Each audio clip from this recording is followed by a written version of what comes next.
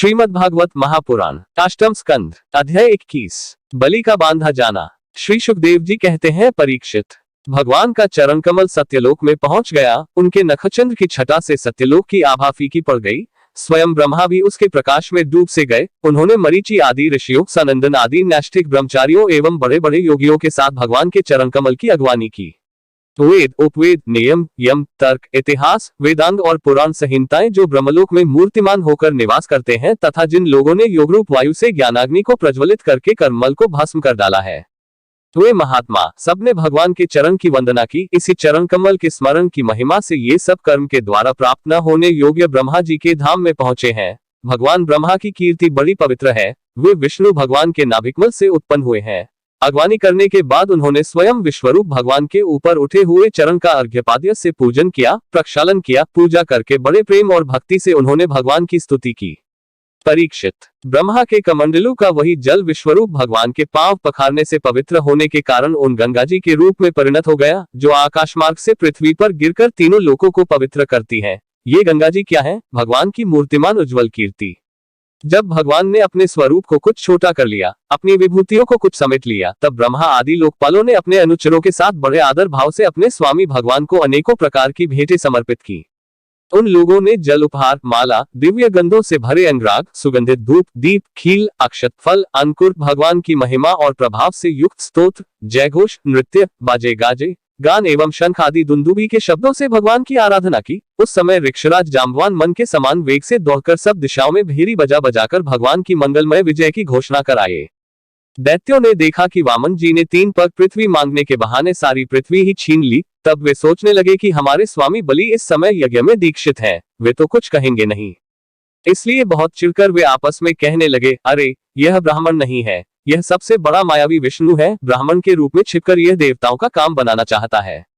जब हमारे स्वामी यज्ञ में दीक्षित होकर किसी को किसी प्रकार का दंड देने के लिए उपरत हो गए हैं, तब इस शत्रु ने ब्रह्मचारी का वेश बनाकर पहले तो याचना की और पीछे हमारा सर्वस्व हरण कर लिया।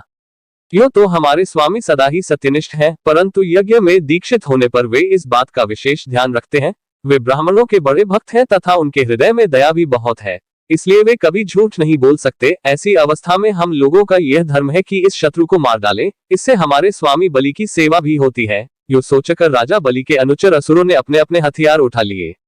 परीक्षित, राजा बलि की इच्छा न होने पर भी वे सब बड़े क्रोध से शूल, पट्टिश आदि लेकर वामन भगवान को मारने के लिए टूट पड़े। परीक्षित, जब विष्णु भगवान के पार्षदों ने देखा कि दैत्यों के सेनापति आक्रमण करने के लिए दौड़े आ रहे हैं, तब उन्होंने हंसकर अपने अपने शस्त्र उठा लिए और उन्हें रोक दिया। नंद, सुनंद, जय, विजय, प्रबल, बल, कुमुद, कुमुदाक्ष, विश्वक्सेन, गरुड़, जयंत, श्रुतदेव, पुष्पदंत और सात्वत, ये सभी भगवान के पार्षद 10-10 हजार हाथियों का बल रखते हैं। वे असुरों की सेना का संहार करने लगे। जब राजा बलि ने देखा कि भगवान के पार्षद मेरे सैनिकों को मार रहे हैं और वे भी क्रोध में भरकर उनसे लड़ने के लिए तैयार हो रहे हैं, तो उन्होंने शुक्राचार्य के शाप का स्मरण करके उन्हें युद्ध करने से रोक दिया। उन्होंने विप्रचित्ति, राहु, नेमि आदि दैत्यों को संबोधित करके कहा, भाइयों, मेरी बात सुनो, लड़ो मत, वापस लौट आओ। यह समय हमारे कार्य के अनुकूल नहीं है। दैत्यों, जो काल समस्त प्राणियों को सुख और दैख देने की सामर्थ्य रखता है, उसे यदि कोई पुरुष चाहे कि मैं अपने प्रयत्नों से दबा दूं, तो यह उसकी शक्ति से बाहर है। जो पहले हमारी उन्नति और देवताओं की अवनति के कारण हुए थे, वही काल भगवान अब उनकी उन्नति और हमारी अवनति के कारण हो रहे हैं। बल, मंत्री, बुद्धि, दुर्ग, मंत्र, औषधि और समाधि उपाय, इनमें से किसी भी साधन के द्वारा अथवा सबके द्वारा मनुष्य काल पर विजय नहीं प्राप्त कर सकता। जब दैव तुम लोगों के अनुकूल था, तब तुम लोगों ने भगवान के इन पार्षदों को कई बार जीत लिया था, पर देखो आज वे ही युद्ध में हम पर विजय प्राप्त करके सिंहनाद कर रहे हैं। यदि दैव हमारे अनुकूल हो जाएगा तो हम भी इन्हें जीत लेंगे। इसलिए उस समय की प्रतीक्षा करो जो हमारी कार्य सिद्धि के लिए अनुकूल हो। श्री सुखदेव जी कहते हैं, परीक्षित, अपने स्वामी बलि की बात सुनकर भगवान के पार्षदों से हारे हुए दानव और दैत्य सेनापति रसातल में चले गए। उनके जाने के बाद भगवान के हृदय की बात जानकर पक्षीराज गरुड़ ने वरुण के पाशों से बलि को बांध दिया। उस दिन उनके अश्वमेध यज्ञ में सोमपान होने वाला था। जब सर्वशक्तिमान भगवान विष्णु ने बलि को इस प्रकार बंधवा दिया, तब पृथ्वी, आकाश और समस्त दिशाओं में लोग हाय हाय करने लगे। यद्यपि बलि वरुण के पाशों से बंधे हुए थे, उनकी संपत्ति भी उनके हाथों से निकल गई थी, फिर भी उनकी बुद्धि निश्चयात्मक थी और सब लोग उनके उदार यश का गान कर रहे थे।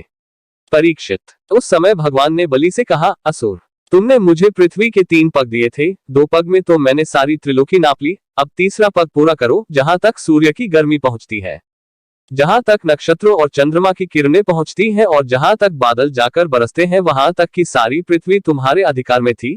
तुम्हारे देखते ही देखते मैंने अपने एक पैर से भूरलोक, शरीर से आकाश और दिशाएं एवं दूसरे पैर से स्वलोक नाप लिया है। इस प्रकार तुम्हारा सब कुछ मेरा हो चुका है। फिर भी तुमने जो प्रतिज्ञा की थी उसे पूरा न कर सकने के कारण अब तुम्हें नरक में रहना पड़ेगा। तुम्हारे गुरु की तो इस विषय में सम्मति है ही। अब जाओ, तुम नरक में प्रवेश करो। जो याचक को देने की प्रतिज्ञा करके मुकर जाता है और इस प्रकार उसे धोखा देता है, उसके सारे मनोरथ व्यर्थ होते हैं। स्वर्ग की बात तो दूर रही, उसे नरक में गिरना पड़ता है। तुम्हें इस बात का बड़ा घमंड था कि मैं बड़ा धनी हूँ। तुमने मुझसे दूंगा ऐसी प्रतिज्ञा करके फिर धोखा दे दिया। अब तुम कुछ वर्षों तक इस झूठ का फल नरक में भोगो।